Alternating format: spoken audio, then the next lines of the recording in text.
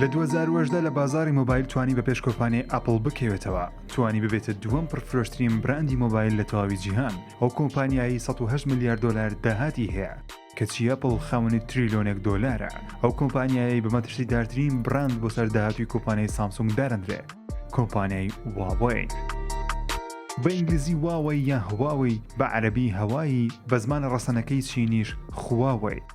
هواوی یەکێکە لە گەورەترین کۆمپانیاکانی دروستکردنی مۆبایل لە تەواوی جیهان، زۆر بە خێرایی هاتە نێو چێبەرچێ ئایفۆن و گەلاکسی. تەنانەت لە 2010 بە پێش کۆمپانیای ئاپڵ کەوتەوە لە پرفرۆشترین مۆبایلی جیهان. هۆکاریە سەرکەوتنە بۆ ئەوە دەگەڕێتەوە هواوی دەزانێت خەڵکی یاسایی چ جۆرە مۆبایلێکیان دەوێت، چ جۆرە تایبەتمەندێکیان لا گرینگە. ئەو تایبەتمەندیانش گرنگی پێدەدا و بە نرخێکی زۆر کەمتر لە ئاپڵ و سامسۆنگ دەیخاتە بازاڕەکان. کۆمپانیای هواوی لە 1987 لەلایەن ڕێن ژێنگفو دامەزرا. یەکەم کاری ئەو کۆمپانیایش گواستنەوەی پەیوەندی خەڵکی بوو هاوشێوەی تەلەفۆنی نۆرمال لە سەرەتای ساڵانی 2000 لە کوردستان. هواوی بە ماوەیەکی زۆر کەم بەهۆی پشتگیری حکوومەتی چین پەرەیسەند. کۆمپانیایەکە گەورە بوو تاوەکو 2011 توانی بێتە ئەو کۆمپانیای ئینتەرنێت و تەلەفۆن بۆ یەک لە سەرسەی جیهان دابین بکە، واتە لە 3 کەس لە تەواوی جیهان یەکێکیان ئینتەرنێت یان پەیوەندیکردنی لە ڕێگەی کۆمپانیای هواویەوە ئەنجام دەدا. ئەوەش هێزێکی ئابووری و سیاسی و تەکنەلۆژی زۆری بە هواویدا. لە 2012 توانی بە پێش کۆمپانیای ئەرکسسن بکەوێتەوە لە دروستکردنی گەورەترین کەرەسەی تەلەفۆنی و پەیوەندیکردن لە تەواوی جیهان، کە ئەو کاتە کۆمپانیا ژمارە 1 بوو. هواوی توانی ببێتە یەکەمین کۆمپانیا لە جیهان ئینتەرنێتی 5G بۆ بەکارهێنانی هێڵەکانی هواوی دابین بکە. هواوی لە 2003 بەشێکی لە کۆمپانیاکەی کردەوە بۆ دروستکردنی هاندی مۆبایل. لە 2004 یەکەم مۆبایلی خۆی خستە بازاڕەکان بە ناوی C300. یەکەم مۆبایلی کە خاوەنی ئینتەرنێتی 3G بوو لە 2005 بڵاو کرایەوە. یەکەم مۆبایلی ئاندرویدی هواوی لە 2009 بە ناوی U8220 بڵاو بووە. لە 2012 یەکەم مۆبایلی 4G بڵاو کردەوە بە ناوی The Ascend D2.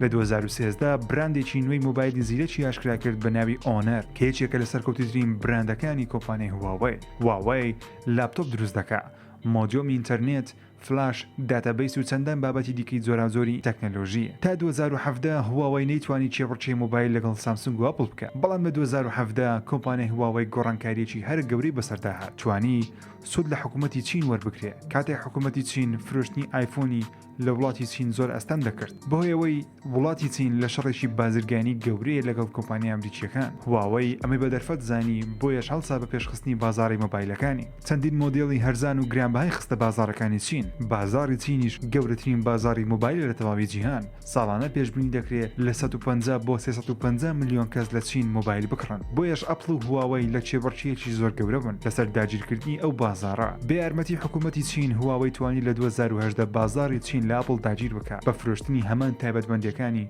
ئایفۆن بە نرخێکی کەمتر، و هەروەها حکوومەتی چین بازێکی زۆر کەمتری لە هواوی وەردەگرت.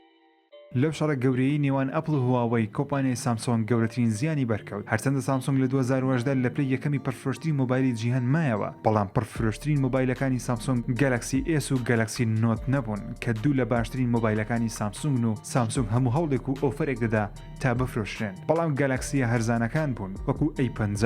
هواوی بە دروستکردنی P30 Pro و Mate 20 Pro بە پێش فرۆشی گەلاکسی S10 و نۆت دەکەوتنەوە، بەهۆیەوەی نرخیان کەمترە لە چین و تایبەتمەندی مۆبایلەکانیان زۆر زیاترە. گەرچی هواوی توانی بە پێش ئەپڵ بکەوێتەوە و لە دوای سامسۆنگە، بەڵام هواوی کێشەیەکی گەورەی هەیە لەوانەیە هەرگیز چارەسەری بۆ نەدۆزێتەوە، ئەویش سیستەمی ئاندرۆیدە. ئەمریکا بازێکی زۆر گەورەی خستە سەر کاڵەکانی چین کاتێک هەناردەی ئەمریکا دەکرێن. یەکێ لەو کۆمپانیایەش هواویە.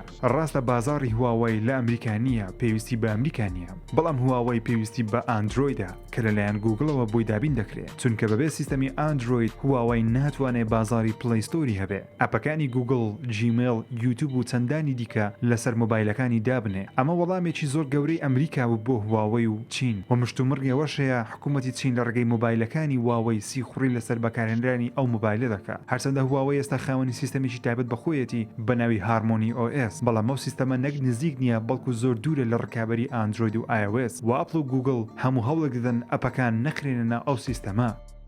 لە چەند توێژینەوەیەکی نوێدا ئاشکرا کراوە چەندین بەرنامەی باکراوەندی هواوی هەن زانیاری بۆ کۆمپانیای هواوی دەگوازنەوە بێ ئەوەی بەکارهێنەر ڕێگەی پێ بدا. زانیاریەکانیش ناوی ئەو کەسە، تەمەنی ئەو کەسە، وێنەیەکی ئەو کەسە، لۆکیشن و کاری ئەو کەسە، تەنانەت دەنگ و ڕەنجی ئەو کەسە.